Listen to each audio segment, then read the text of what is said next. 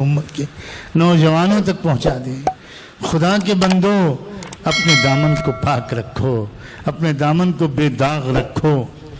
یہ اللہ نے جو انرجی تمہارے اندر رکھی ہے، یہ انرجی یہ ضائع کرنے کے لیے نہیں ہے، یہ کسی دوسرے لڑکے کو چہرے کو دیکھنے کے لیے نہیں ہے، یہ اللہ کے دیدار کا شوق اپنے اندر پیدا کرو۔ اگر تم نے دوسرے حسینوں کو دیکھنا ہی اپنا شعار بنایا تو اللہ کے دیدار سے محروم رہو، محروم رہو۔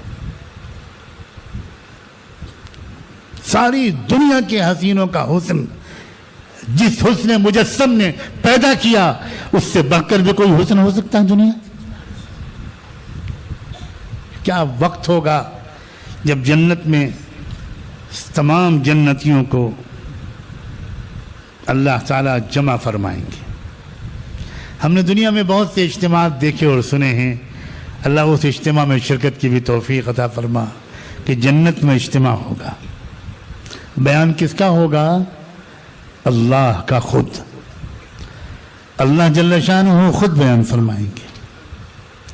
اور کیا بیان فرمائیں گے؟ تمام جنت کے لوگوں سے، مردوں سے، عورتوں سے، جوانوں سے، تمام خوش نصیبوں سے اللہ پوچھیں گے ارضیتم یا عبادی، بندو میری بندیو تم مجھ سے خوش ہو گئے؟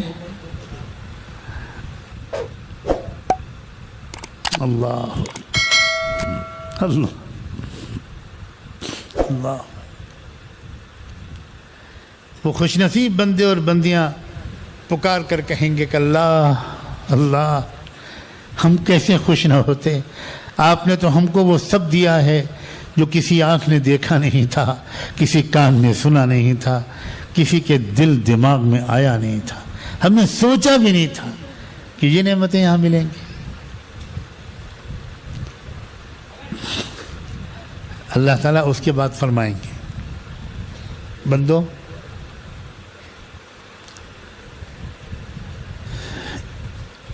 ابھی ایک نعمت باقی ہے۔ حیران ہو جائیں گے لوگ کہ اللہ کیا باقی ہے؟ اب اتنے شاندار محلات، ایسے بہترین کپڑے، اتنا شاندار فرنیچر، اتنے بہترین مشروبات اور کھانے، ایسا موسم، اتنی بڑی جنت۔ جانتے ہو ہر وہ جنتی کو جو سب سے آخر میں جنت میں جائے گا، سب سے آخر میں کیسے جائے گا؟ بہت سے جنتی وہ ہوں گے جو بے حساب و کتاب جائیں گے، بہت سے جنتی وہ ہوں گے جو حساب و کتاب کے بعد جائیں گے، بہت سے جنتی وہ ہوں گے جو برسوں، ہزاروں، لاکھوں سال جہنم میں جلائے جانے کے بعد جائیں گے۔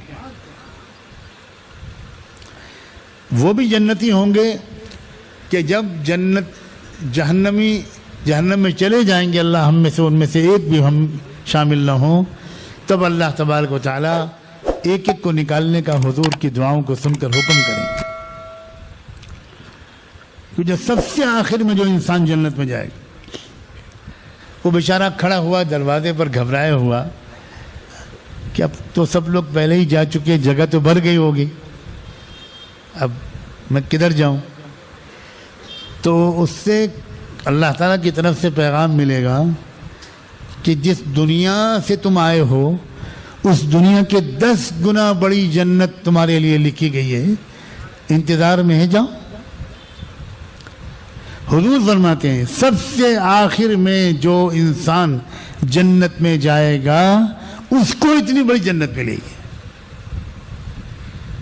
تو یہ ساری نعمتیں دے دینے کے بعد اللہ تعالیٰ پوچھیں گے، تو بندے کہیں گے کہ اللہ اب تو سب مل گیا، اب کیا باقی ہے؟ تو اس وقت اللہ فرمائیں گے نہیں، ابھی ایک نعمت باقی، بلکہ 2 نعمتیں باقی۔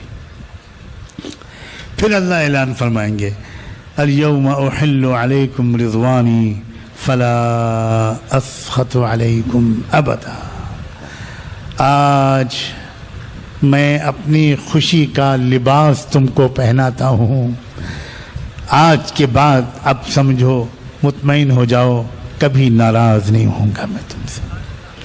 ہمارے علماء نے لکھا ہے، اکابر نے بتایا کہ یہ کہنے کی ضرورت اللہ کو کیوں محسوس ہوئی؟ ایسا لگتا ہے کہ اللہ تعالیٰ اپنے بندوں اور بندیوں کے دلوں میں جھانک کر دیکھ رہے ہوں گے، وہ دنیاوی زندگی اللہ کے خوف میں گزار کر آئے ہیں، تو ابھی تک ان کے دل میں کہیں نہ کہیں دھڑکا لگا ہوا ہے کہ کہیں کسی وقت جنت میں ہم سے کوئی ایسی غلطی نہ ہو جائے کہ ہم اس نعمت سے محروم کر دیے جائیں۔ تو اس پرانے خوف کے اثرات کو نکالنا اللہ اپنی شفقت کا تقاضا سمجھیں گے اور کہیں گے بندو اب مطمئن ہو جاؤ، کبھی میں تم سے ناراض نہیں ہوں گا، ختم۔ کیونکہ اگر انسان کو بہت عیش کے سامان بھی مل رہے ہوں لیکن دل میں دھڑکا لگا ہوا ہو کہ پتہ نہیں کب چھن جائے تو اس کا مزہ کرکرا ہو جاتا ہے۔ تو اللہ تعالیٰ یہ اطمینان دلائیں گے۔ دوسرا انعام اس سے بھی بڑا، وہ یہ کہ بندوں اور بندیوں، میں جانتا ہوں کہ تم غیب میں مجھے دیکھے بغیر مانتے چلے آئے۔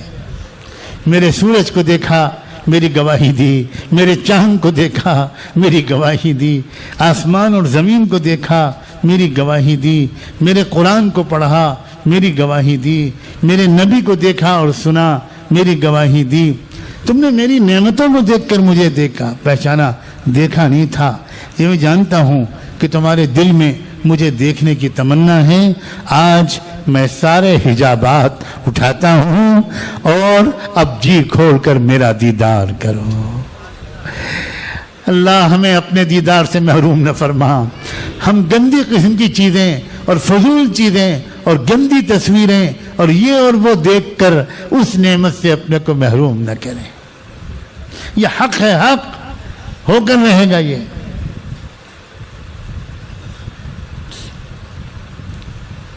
ہمارے گھروں میں جنت کے تذکرے نہیں ہوتے۔ یاد کرو آپ کے گھر میں کب ایسا ہوا ہو کہ کسی بچے نے پوچھا ہو کہ امی آپ کیوں رو رہی ہیں؟ کسی بچے نے آپ سے پوچھا ہو ابو بہت دیر سے آپ دونوں رو رہے ہیں، کیا بات کیا ہے؟ کبھی ہوا ہے آپ کے گھر میں؟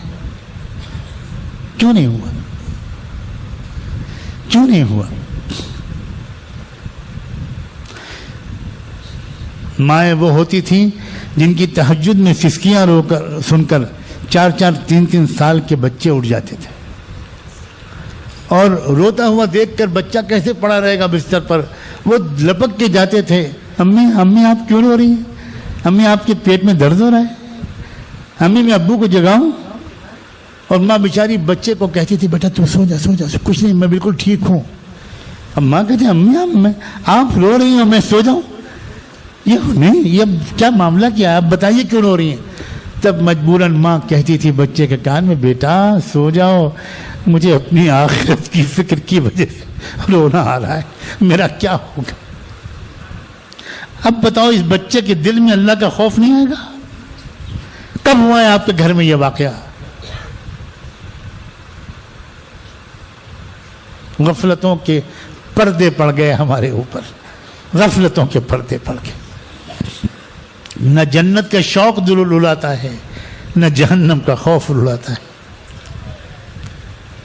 سب سے ہلکے درجے کا عذاب صحیح بخاری کی روایت کے مطابق جس جہنمی شخص پر کو ہوگا، اللہ کے رسول بیان کرتے ہیں، وہ سب سے ہلکے درجے کی سزا یہ ہوگی کہ ہمیشہ کے لیے اس کو کھڑا کیا جائے گا اور اس کے پیروں کے نیچے جہنم کے انگارے رکھ دیے جائیں گے اور اس پر وہ کھڑا رہے گا، اس کو ہلنے کی اجازت نہیں ہوگی، اور اس کے اثر سے اس کے سر میں اس کا دماغ اس طرح کھولے گا جیسے تمہاری ہانڈیوں پر، تمہاری چولہوں پر تمہاری ہانڈیاں ابلتی۔ یہ سب سے ہلکے درجے کا عذاب۔ ہمیں ڈر نہیں لگتا، ہماری آنکھ سے آنسو نہیں نکلتے، ہم بڑے مطمئن ہیں کہ ہم تو مسلمان ہیں، ہم تو جنت میں جائیں گے۔ اللہ اکبر و کبیر۔